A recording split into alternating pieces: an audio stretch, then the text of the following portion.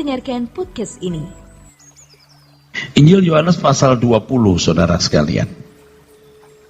Yohanes pasal 20 ayat 21. Maka kata Yesus sekali lagi, damai sejahtera bagi kamu, sama seperti Bapa mengutus aku, demikian juga sekarang aku mengutus kamu. Saudara sekalian, ada pemindahan tongkat estafet.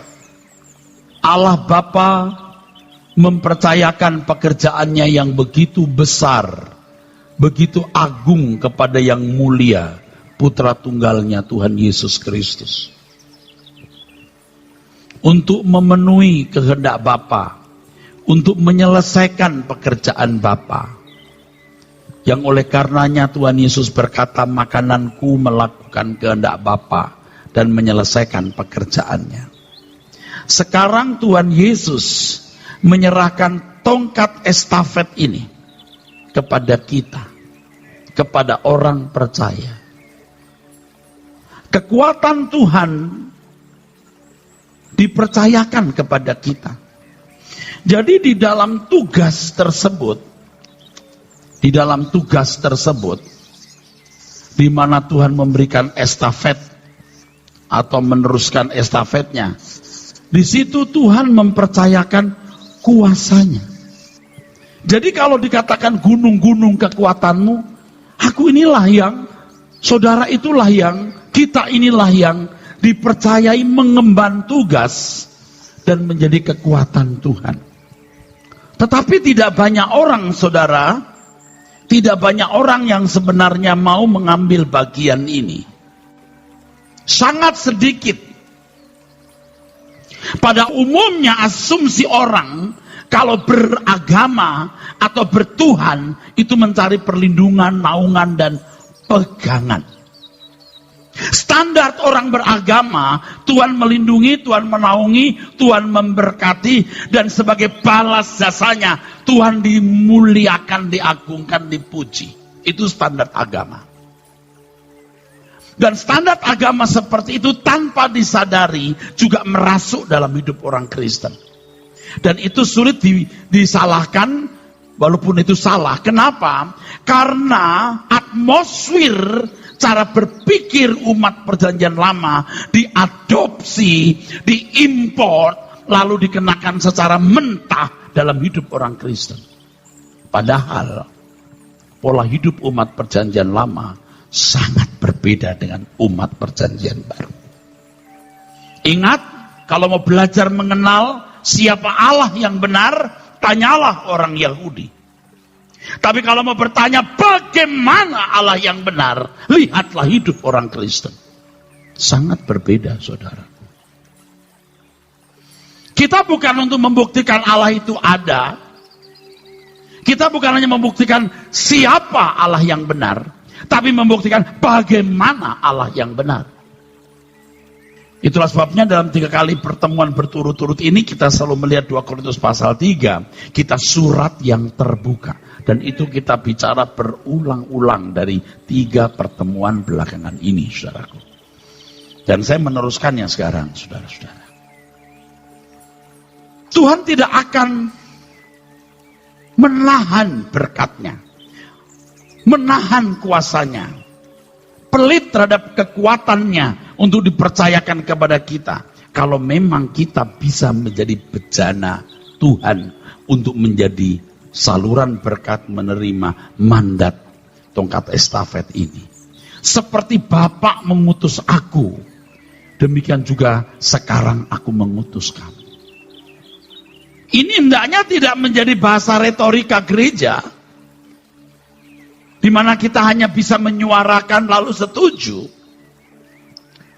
Tetapi mestinya pernyataan ini menantang kita untuk kehilangan seluruh hidup kita guna menjadi utusan Tuhan. Harus. Jadi lagu tadi itu mestinya untuk orang yang memang mau menjadi gunung kekuatan Tuhan. Engkau teduhkan deru lautan dan gelombangnya. Maksud sekarang gelombang mana? Kalau engkau pergi ke lautan yang Tuhan tidak mau engkau di lautan itu, Untuk apa Tuhan meneduhkan gelombang itu? Tapi kalau engkau pergi ke lautan di mana Tuhan mengendaki, engkau ada di situ, Tuhan punya kepentingan menghentikan gelombang itu, bro. Ingat waktu Tuhan Yesus membawa murid-muridnya menyeberang danau Galilea, gelombang ombak, Tuhan yang suruh, ayo seberangi. Kalau Tuhan yang suruh, Tuhan pasti bertanggung jawab. Tapi bukan berarti nggak ada masalah. Ada masalah. Karena masalah mendewasakan. Masalah memurnikan, saudaraku. Dan di tengah-tengah suasana yang begitu krisis pada waktu itu, murid-muridnya pun juga sudah putus asa. Tuhan mendatangi mereka tengah malam dini hari. Tentu setelah Tuhan Yesus berdoa, dia mendatangi murid-muridnya.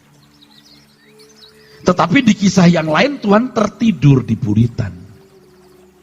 Itu kan ada dua kisah, saudaraku, angin sakal dan gelombang. Tuhan ketika tidur di buritan, saudara tahu, Tuhan tertidur.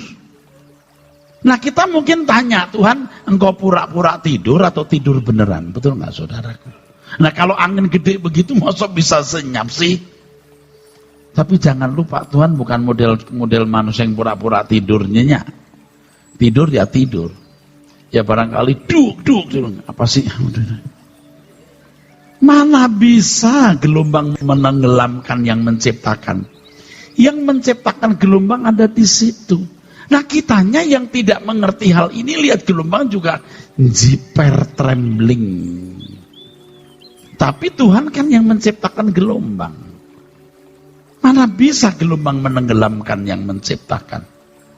Begitu dia bangun, dia berkata, kamu kok kurang percaya. Satu kata, diam saudaraku. Teduh. Tuhan yang membawa kita di lautan itu, kalau ada gelombang Tuhan meneduhkannya. Nah dulu sebagai pelayan jemaat kan saya sering menghadapi hal-hal seperti itu. Lalu saya gusar teriak-teriak, tolong, kayak mapet, saudaraku. Padahal mestinya tidak usah begitu. Masalah itu memurnikan, masalah itu mendewasakan. Memurnikan seberapa kita murni. Nah kalau kita punya masalah dalam pelayanan lalu kita gedandapan gitu, saudaraku. Gedandapan itu apa sih? Nabrak sini gitu loh. Kan berarti kita punya kepentingan pribadi di situ. Kalau ini kapal Tuhan dan Tuhan mengendaki aku berlayar di sini, jika ini tenggelam, tenggelamlah. Tapi percaya tidak akan tenggelam karena di dalamnya ada misi atau visi Tuhan. Kalau rumah tanggamu, usahamu, tubuhmu, kesehatanmu, bisnismu, di dalamnya itu mengandung misi visi Tuhan atau membawa visi misi Tuhan, tidak mungkin tenggelam. Kalau harus tenggelam pasti digantikan yang lain. Nah memang untuk mempercayai apa yang tidak kelihatan itu tidak mudah. Dan maaf ya Bapak Ibu, orang bisa lompat 2 meter itu dari lompat 30 cm dulu. Makanya kalau orang tidak belajar mempercayai Allah yang tidak kelihatan, susah. Tapi karena saya sudah terlatih dengan kelenturan itu, aku tidak bisa membagi kelenturan ini kecuali Anda mengalami sendiri. Jangankan engkau sahabatku, istriku sendiri stres lihat saya. Cuman dia tidak berdaya. Dia cuman bilang suamiku sudah biasa model begini. Tapi faktanya selamat. Saudara, kalau kita mengemban panggilan Tuhan untuk meneruskan pekerjaannya, Tuhan tidak mungkin meninggalkan kita, saudaraku. Ini kehormatan. Cuman, nah kita akan bicara berat sekarang. Apa? Kalau saudara menerima tongkat estafet Tuhan Yesus, Anda harus punya kapasitas kedewasaan seperti Tuhan Yesus juga. Bukan lulusan sekolah teologi, STH, MTH, lalu dapat estafet. Enggak. Kadang-kadang orang sekolah Alkitab jadi sarjana, cuman mau dapat legalitas, bisa khotbah dapat duit.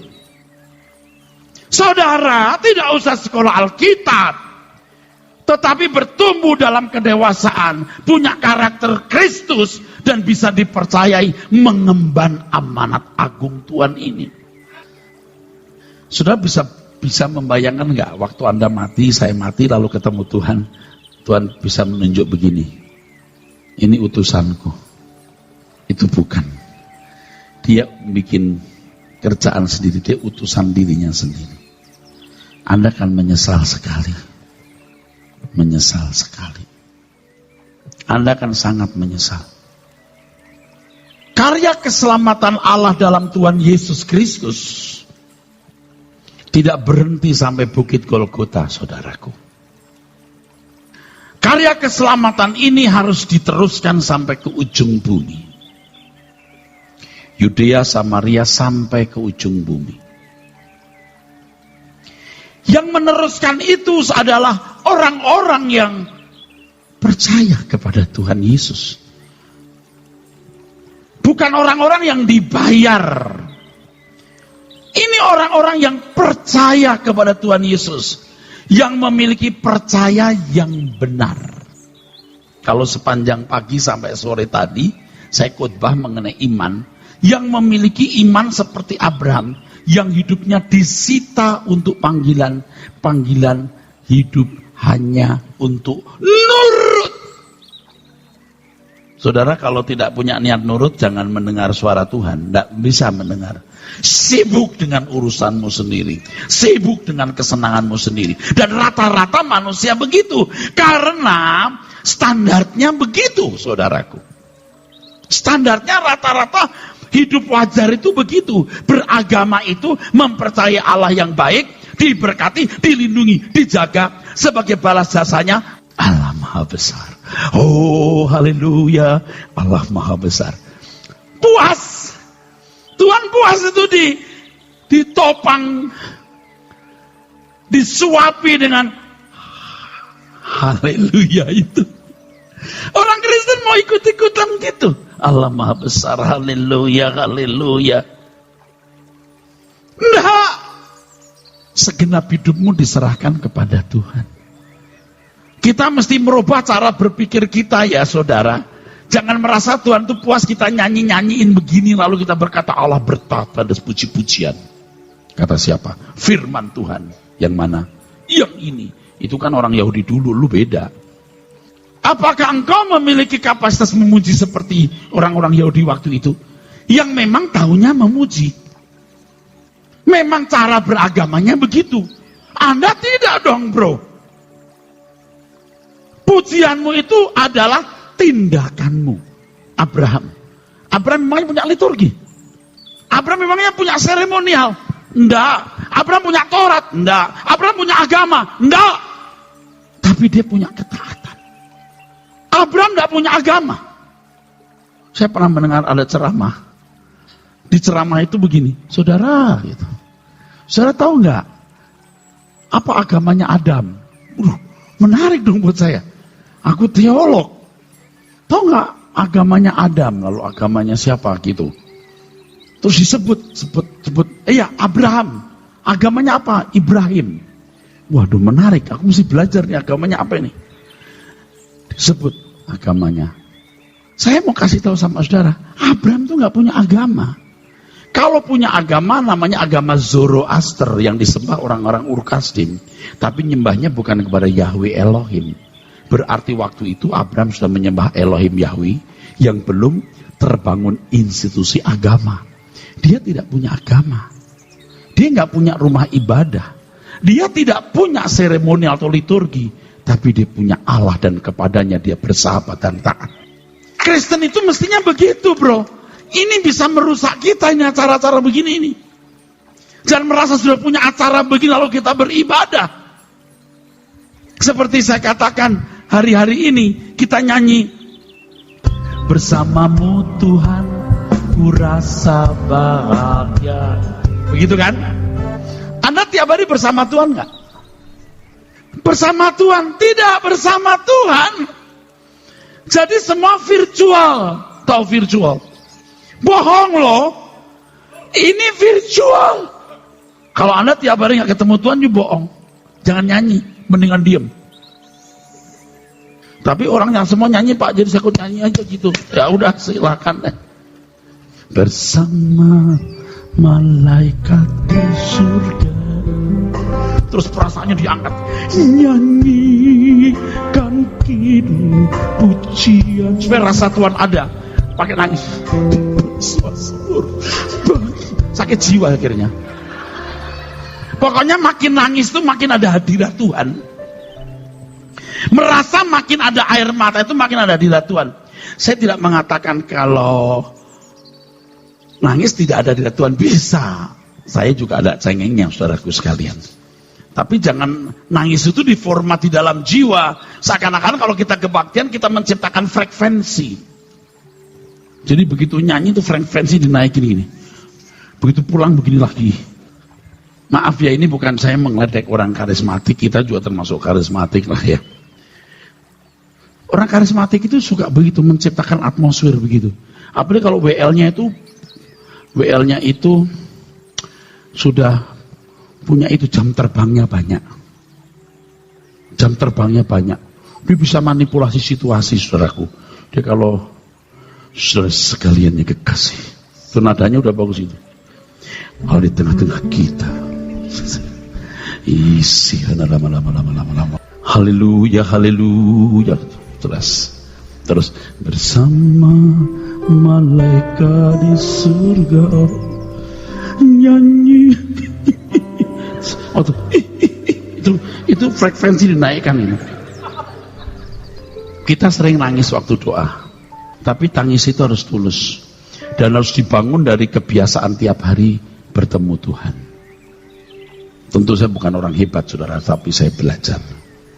Sediakan waktu tiap hari. Ya. Yang penting itu hubungan langsung dengan Tuhan sehingga saudara bisa bersekutu dengan Tuhan, saudara. Nah kan seperti Abraham yang bersahabat dengan Allah memiliki pengalaman khusus. Nah beratnya pelayanan saya adalah bukan berkhotbah seperti ini, khotbah 3-4 kali 5 kali sehari, tidak terima kolekte. Oh bukan, nggak masalah, sama sekali nggak masalah. Saya khotbah tiap minggu 5-6 kali, tidak seperak pun uang saya dapat dari gereja ini, nggak masalah. Saya mestinya berat terima perpuluhan. Enggak, saya sudah cukup. Ada saja jalan dari berbagai tempat. Bukan sok. Yang berat adalah bagaimana saya mendahului saudara. Saya harus lebih suci, lebih hidup benar, sungguh-sungguh mengalami Tuhan, tulus, mencintai orang. Padahal kan saya juga punya kelemahan. Saya manusia, saya bukan manusia yang datang dari planet Mars atau Saturnus. Saya lahir dalam dunia yang jahat dengan nafsu, dengan kelemahan, dengan ego, dengan pola hidup lama saya yang keliru. Dan saya harus bertarung dengan diri sendiri. Itu tidak mudah, saudara. Atau saya munafik saja, pura-pura suci. Bisa saja pura-pura suci, pura-pura dekat Tuhan. Isi juga itu, walaupun pasti kebaca akhirnya. Tapi kita nggak mau milih begitu. Apalagi tiap hari kita sudah sering ketemu. Minggu ketemu, Selasa ketemu, Rabu nanti ketemu, Jumat ketemu, Sabtu ketemu. Nggak bisa kita pura-pura. Lama-lama juga kebaca, saudara. Munafik ini orang itu. Life is very short. Hidup itu singkat, saudaraku sekalian. Dan berbahagia kalau kita mau berubah. Ya, karena kita menjadi utusan Tuhan bukan karena sekolah teologi ya, saudaraku. Percaya, saya bukan anti sekolah teologi. Hari ini saya masih jadi ketua lembaga. Ketua lembaga dari Sekolah Tinggi Teologi di mana kami melahirkan Pak Yakob Nahwe, Gilbert Tumindong, Yosia Hengkiso. Saya pernah jadi rektor di situ dan saya sekarang masih ketua program doktoralnya. Tapi saya harus mengatakan jujur, orang jadi pendeta yang dipakai Tuhan bukan karena sarjana. Saya bukan mosok, minta maaf. Saya sekolah serius. S1, S2, S3 serius. Setiap strata 4 tahun, bukan 2 tahun, 4 tahun. Program doktoral saya juga dosen-dosennya orang barat, saudara. Yang tidak bisa disuap. Tidak ada nilai A. Amin, A+. Betul, tapi tidak membuat saya benar. Membuat saya sombong. Sampai saya harus bertobat. Harus simple. Orang itu simple. Anda boleh punya kepintaran di sini. Bisa bahasa Yunani, Ibrani, Latin, boleh. Tapi yang lebih adalah hati yang simple. yang tiap hari ketemu Tuhan, menemukan pesan Tuhan, dibagikan.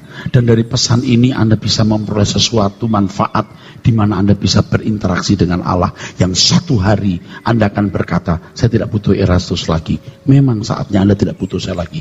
Anda akan ketemu dengan Tuhan secara pribadi. Saya just a mentor secara temporal saja. Amin. Itu saja. Dan gak ada kepentingan apa-apa, bukan so. Kalau Anda baru datang ke sini mungkin bingung, ini berita sombong amat. Ya kita mau sombong apa sih saudaraku? Apa sih hebatnya hidup ini? Apa lebihnya sih saudaraku? Ada.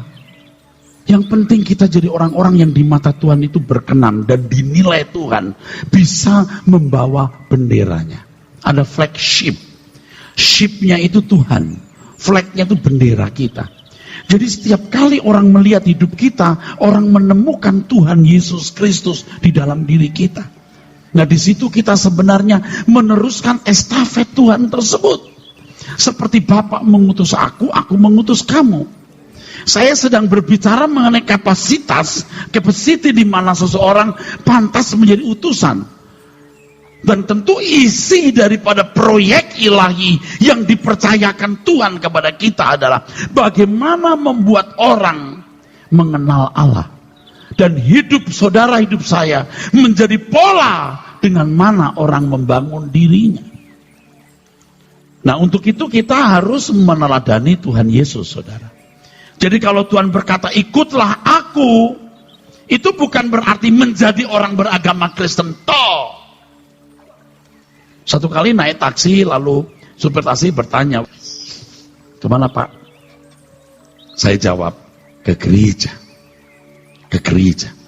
Supir taksinya berkata, oh saya juga pengikut Kristus Pak. Dia pikir kalau Kristen itu pengikut Kristus. Anda tahu apa artinya Kristen? Kata itu pertama kali muncul di kota Antioquia, abad 1.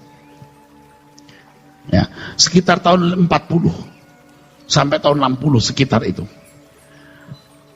Setelah kenaikan Tuhan Yesus. Kristen artinya to be like Christ, seperti Kristus. Christ like, seperti Kristus. Jadi Kristen itu seperti Kristus.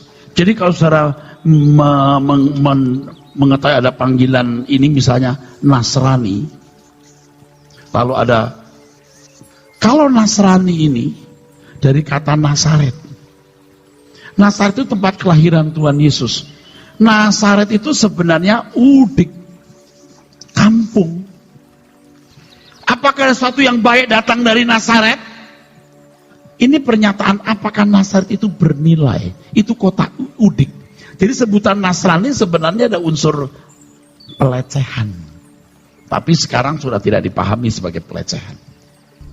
Jadi kalau ikut Tuhan Yesus, Bapak Ibu, berarti ikut jejaknya. Tapi masalahnya jejak Tuhan Yesus itu macam apa? Kita terus terang tidak tahu dengan lengkap dan detail, abstrak. Abstrak. Mengikut jejak Tuhan Yesus seperti Kristus. Alkitab tidak menunjukkan detail apa yang dilakukan Tuhan Yesus. Lagi pula kehidupan orang pada zaman Tuhan Yesus di abad pertama so very different dengan kehidupan manusia hari ini. Coba gimana kita mau menjadi seperti Yesus? Jadi kalau kita misalnya nyanyi seperti Yesus, seperti Yesus, yang seperti apa? Absurd kan, kacau kan, nggak jelas. Nah itulah tugas gereja mengajarkan landasan berpikirnya. Landasan berpikirnya. Adapun implikasi konkretnya nanti akan masing-masing saudara mengalaminya dengan Tuhan. Karena karakter masing-masing kita beda, maaf. Lebih tepat personality-nya. Personality kita itu masing-masing beda. Pasti beda. Pengalaman hidup kita juga beda. Keadaan kita juga masing-masing beda. Di tempat saudara yang khas, yang khusus itulah Tuhan mendidik masing-masing saudara. Oleh sebab itu saudaraku sekalian, jangan berharap di gereja ini Anda bisa berubah dengan hanya ke gereja, tidak bisa. Justru yang signifikan itu bagaimana Anda bergaul dengan Tuhan setiap hari. Di situ Tuhan akan memperbesar kapasitas dirimu menjadi utusan Allah. Ingat, kekristenan itu punya 3 pilar penting. Yang pertama kebenaran, truth. Minggu, Selasa, kita bicara ini. Saya tidak bisa berbuat banyak. Peran saya dalam pelayanan gereja menyampaikan firman seperti ini, walaupun hampir, ya kalau seminggu itu kan Anda bisa minggu pagi, minggu sore, Selasa, Jumat, Sabtu, belum Rabu kadang-kadang ada kebaktian, belum Mandarin, bahasa Mandarin, bahasa Batak bermazmur lah apa, saya juga yang khotbah. Saya nggak bayangkan kalau saya dipanggil Tuhan tuh dari betapa sepinya. Tiap hari saya khotbah, saudaraku. Tapi saya nggak boleh mati muda, saudara. Pola makan harus benar, olahraga, berenang. Saya terus supaya sehat, saudaraku. Jangan berkat Tuhan, sembuhkan aku, lalu kita makan suka-suka, mati juga. Yang kamu tabur, kamu tuai. Harus. Nah, jadi saudaraku sekalian, saya tidak bisa membantu banyak, walaupun saya hampir tiap hari saya berkhotbah. Khotbahnya harus benar, bukan hanya pengetahuan, harus terselip saudaraku, perilaku-perilaku yang bisa diteladan atau dicontoh. Lalu setelah ini setiap saudara harus bertemu dengan Tuhan. Anda bertemulah. Kalau Tuhan itu hidup, Anda bisa ketemu Tuhan. Katakan amin. Saudara percaya Allah itu ada, Anda harus ketemu. Anda harus ketemu. You harus ketemu. Kalau tidak, saya tidak berani jamin Anda bertumbuh. Yang bisa membentuk Anda, Tuhan. Karena personality Anda masing-masing berbeda. Saya hanya memberikan dasar-dasarnya. Anda harus ikut Tuhan, berarti mengikut jejaknya. Dan Anda masing-masing sangat spesifik, sangat khas. Allah akan bimbing saudara. Kalau Anda percaya Allah itu hidup, Allah itu ada, temui Tuhan, saudara. Alami Dia. Temui Tuhan. Dan Anda punya pengalaman yang luar biasa dengan Tuhan nanti. Lalu Anda tanya, Tuhan gereja yang benar itu Erastus atau gereja itu tidak? Tanya, Erastus benar nggak? Tanya. Kalau benar kita bersama, kalau nggak, pindah gereja lain. No problem. Tanya, cari pendeta yang bisa dipakai Tuhan mengajar saudara. Saya nggak mengatakan saya lebih baik dari pendeta lain. Bisa si A lebih cocok sama saudara. Si B lebih cocok sama saudara. Bisa. Sesuai dengan karakteristik masing-masing saudara. Anda tanyakan itu. Yang penting Anda bertumbuh dan bisa menjadi seperti Kristus.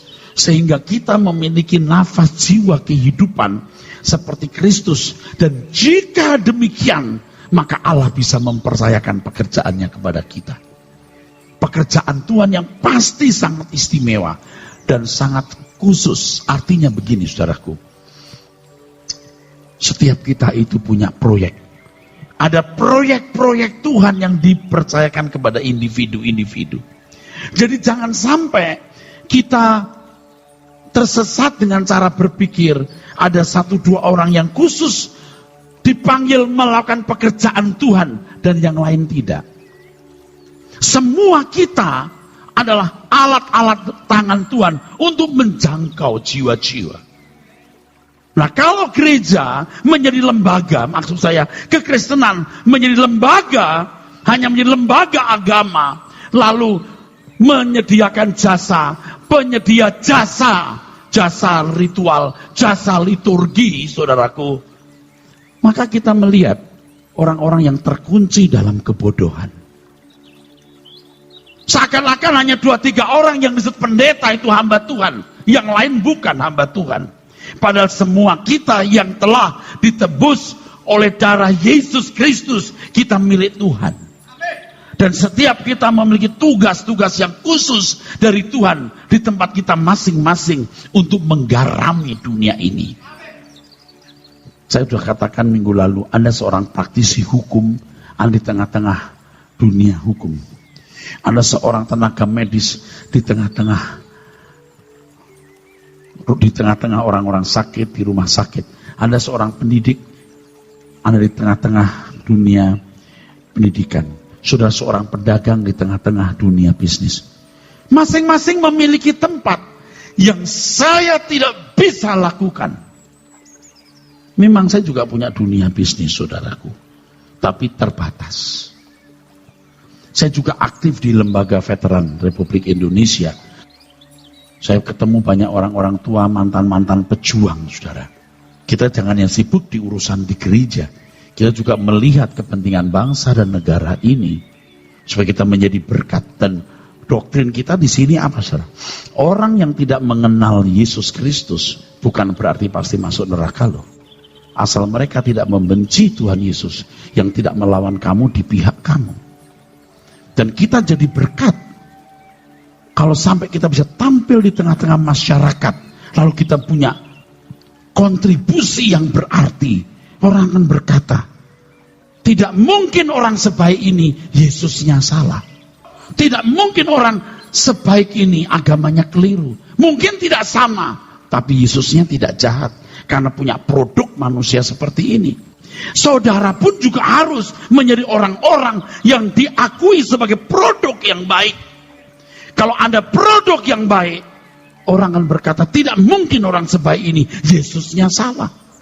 Yang penting mereka tidak meludahi Tuhan Yesus. Dan Tuhan berkata, yang tidak melawan kamu di pihak kamu. Kita tidak bisa membuat mereka selamat dalam arti dikembalikan ke rancangan semula. Tapi mereka bisa dihakimi menurut perbuatan mereka. Sedangkan kita, orang-orang yang dipanggil menjadi hamba-hamba Tuhan, kita harus menjadi sempurna seperti Tuhan Yesus. Jadi pekerjaan gereja ini bukan hanya membuat Anda betah di gereja kita nyanyi-nyanyi ikut liturgi, tapi saudara harus memiliki mindset, way of thinkingnya ini benar, way of thinking ilahi, divine thought, cara berpikir Allah, supaya saudara menjadi produk dari Roh Kudus yang menjadi terang dan garam di tengah-tengah dunia. Nah, Bapak Ibu saudara sekalian, Tuhan tidak akan meninggalkan saudara. Tidak akan mungkin. Tuhan akan memberkati saudara. Jangan lagi hidup untuk diri sendiri. Karena Alkitab berkata, you are not your own. Kau bukan milik kamu sendiri. Kamu telah dibeli dengan harga yang lunas dibayar. Amin gak saudara? Oh, saya nggak mau begitu, Pak. Ya terserah, nggak apa-apa. Nggak ada paksaan lah. Nggak apa-apa. Kita tunggu waktu saja kita semua mati menghadap tahta pengadilan Allah. Selesai. Nggak usah sombong. Nggak ada yang hebat di antara saudara. Nggak ada yang hebat. Yang dikehendaki Tuhan kau bertobat. Bukan sok. Hanya satu tujuan. Anda dientaskan dari kebodohan. Menjadi orang-orang yang dikembalikan ke rancangan semula. Dan jika ini terjadi, satu jiwa yang dihasilkan, itu nilainya dari seluruh gedung ini kalau dijual. Satu kali nanti dunia ini akan rata dengan tanah. Dari lautan api, gedung ini pun rata dengan tanah. Tapi apa yang pernah kita buat di gedung ini punya nilai kekal di langit baru, bumi baru. Ngomong begini bukan sombong, Pak. Supaya Bapak Ibu sadar, kita ada di sini ini untuk berubah. Berubah, Pak. Jangan sombong. Kita orang-orang berdosa, termasuk saya, orang brengsek. Tapi kita mau berubah. Kita sudah makan enak, tidur nyenyak, naik mobil bagus. Sama kita udah ngalami. Naik pesawat terbang yang bisnis kelas ke Eropa, kita udah ngalamin segitu aja. Makan enak, minum enak. Mau makan steak mahal, mau wagyu, segitu doang. Seks juga segitu doang. Sudah cukup kita. Sekarang waktunya kita berubah. Menyenangkan hati Tuhan, saudara sekalian. Amin, Pak. Sudah, begitu saja. Hidup itu gak luar biasa. Kita mau berubah, saudara. Jadi begitu saudara datang ke gereja ini, kamu berubah. Sampai Tuhan bisa mempercayakan tugas itu. Dan Tuhan bisa tidak memberitahu tugas pekerjaan apa yang Tuhan mau percayakan kepada saudara. Karena kau tidak bisa menanggungnya. Tuhan mengatakan kepada murid-muridnya sebelum Roh Kudus dicurahkan, kamu belum mengerti, tapi nanti kamu akan mengerti. Bertumbuh dulu, dewasa dulu. Waktu murid-muridnya berkata, Tuhan kapan kau memulihkan kerajaan bagi Israel? Kapan Tuhan? Tuhan berkata, masa ketikanya kamu tidak perlu tahu. Tetapi Roh Kudus akan turun atas kamu menerima kuasa. Dan kamu jadi saksiku sampai ke ujung bumi. Nanti kamu akan tahu. Jadi saudaraku, bertumbuhlah terus saudaraku. Bertumbuhlah terus. Dulu saya jadi pendeta juga tidak ngomong begini. Yang penting saya khotbah bagus, ada kolekte, Oke, terima amplop. Kita sudah kapok begitu, saudaraku. Kita mau jadi anak Tuhan yang menyelesaikan akhir hidup kita dengan baik, saudara. Dan kita punya kesempatan berubah. Dan saya rindu gereja ini menjadi komunitas keluarga kerajaan. Bukan hanya masuk dunia akan datang, tapi masuk anggota keluarga kerajaan. Amin.